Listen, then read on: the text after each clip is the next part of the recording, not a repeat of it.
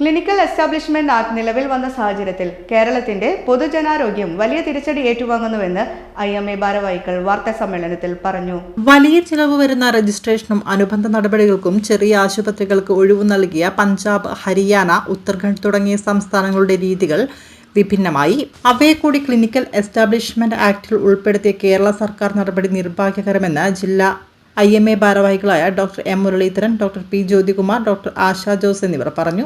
ഗ്രാമാന്തരങ്ങളിലെ ചെറിയ ആശുപത്രികൾ പൂട്ടിപ്പോവുകയും കോർപ്പറേറ്റ് ആശുപത്രികൾ മാത്രം അവശേഷിക്കുകയും ചെയ്യുന്ന സ്ഥിതി സംജാതമാവുന്നത് പാവപ്പെട്ടവർക്ക് ചികിത്സ അപ്രാപ്യമാക്കും. കഴിഞ്ഞ 5 വർഷങ്ങൾക്കിടയിൽ 2000-ഓളം ചെറിയ ആശുപത്രികൾ പൂട്ടിപ്പോയത് വരുന്ന ഗുരുതരാവസ്ഥയുടെ ചെറിയ ലക്ഷണം മാത്രമാണെന്ന് ഇവർ പറഞ്ഞു. ഈ നിയമത്തിന്റെ എതിർക്കപ്പെടേണ്ട ചില വകുപ്പുകളെക്കുറിച്ച് ബോധവാന്മാരാക്കുന്നതിന് ഫെബ്രുവരി 13 വെള്ളിയാഴ്ച രാവിലെ 11:30 മുതൽ കോഴിക്കോട് കളക്ടറേറ്റിൽ IMA ധർണ നടത്തുകയാണ്. പൊതുജനാരോഗ്യ സംരക്ഷണ ദിനമായി ആ ദിവസം ആചരിക്കുവാനാണ് തീരുമാനിച്ചിരിക്കുന്നത്. ജില്ലയിലെ ഫറൂഖ് മുതൽ നാദാപുരം വരെയുള്ള 9 ബ്രാഞ്ചുകൾ ധർണയിൽ പങ്കെടുക്കും. പണ്ടൊക്കെ നമ്മുടെ ഇവിടെ കൊച്ചു ചെറിയ ആശുപത്രികളുണ്ടായിരുന്നു. ഒരു ഡോക്ടറോ അല്ലെങ്കിൽ ഒരു നേഴ്സും അങ്ങനെ ചെറിയ സെറ്റപ്പ് എല്ലാം ഉള്ള ചെറിയ ആശുപത്രികൾ നമ്മുടെ ഇവിടെ ഉണ്ടായിരുന്നു. പെട്ടെന്നൊരു അസുഖം വന്നു കഴിഞ്ഞാൽ ഒരു കുടുംബത്തിലെ ഡോക്ടറെ പോലെ തന്നെ നമ്മളെല്ലാം നോക്കിക്കൊണ്ടിരിക്കുന്ന ചെറിയ ക്ലിനിക്കുകളെ ചെറിയ ഡോക്ടർമാർ ഇവർ നിങ്ങൾക്ക് തന്ന എല്ലാ വരുന്ന രോഗികളെ പരിശോധിച്ചതിന് ശേഷം മരുന്ന് കൊടുക്കുകയും ആവശ്യം വന്നാൽ റെഫർ എല്ലാം ചെയ്തുകൊണ്ടിരുന്നതാണ്. അതാണ് ഞാൻ ഹെൽത്ത് സർവീസ് വർക്ക് ചെയ്ത ആളാണ്.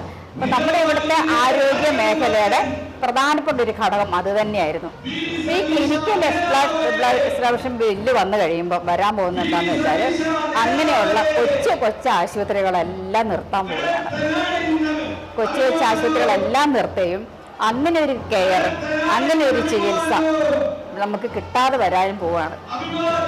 അപ്പോൾ അങ്ങനെയുള്ള കാര്യങ്ങൾ പൊതുജനങ്ങൾക്ക് വളരെ ദോഷകരമായിട്ടാണ് ഇത് ബാധിക്കാൻ പോകുന്നത്. ഇപ്പം എല്ലാവർക്കും അറിയാമായിരിക്കും, വലിയ ഹോസ്പിറ്റലുകളുണ്ട്, അവിടെ എല്ലാം പോകാൻ ചികിത്സ എല്ലാം ഉണ്ട്. പക്ഷേ ഇങ്ങനെ പെട്ടെന്ന് വളരെ മിതമായ നിരക്കിൽ ജനങ്ങൾക്ക് ചികിത്സ കിട്ടാനുള്ള അതാണ് ഇപ്പം നഷ്ടപ്പെടാൻ പോകുന്നത്. അപ്പോൾ അതിനെതിരായിട്ട് ജനങ്ങളെ ബോധവൽക്കരിക്കുകയും എല്ലാവരും മനസ്സിലാക്കുകയും ചെയ്തതിന് ശേഷം അതിന് വേണ്ടിയിട്ടുള്ള പ്രത്യേക കാര്യങ്ങളെല്ലാം എല്ലാവരും കൂടി ചെയ്തു കൊടുക്കണം എന്നാണ് ഞങ്ങളുടെ അഭ്യർത്ഥന. പൊതുജന ആരോഗ്യ സംരക്ഷണ ദിനം എന്നതിന് പേരിട്ടിരിക്കുന്നതും അതുകൊണ്ട് തന്നെയാണ്.